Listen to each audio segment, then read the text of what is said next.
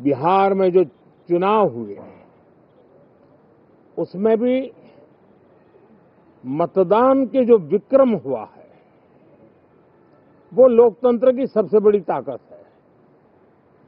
माताओं बहनों की जो भागीदारी बढ़ रही है ये अपने आप में एक नई आशा, नया विश्वास पैदा करती है।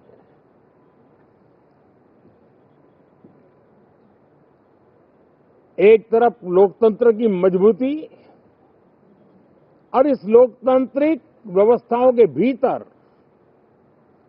अर्थतंत्र की मजबूती, इसको भी दुनिया बहुत बारीकी से देख रही है।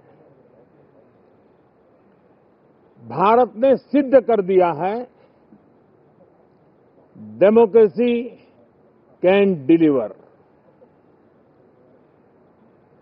जिस गति से आज भारत की आर्थिक स्थिति नई ऊंचाइयों को प्राप्त कर रही है, विकसित भारत के लक्ष्य की ओर जाने में ये हमें नया विश्वास तो जगाती है, नई ताकत भी देती है।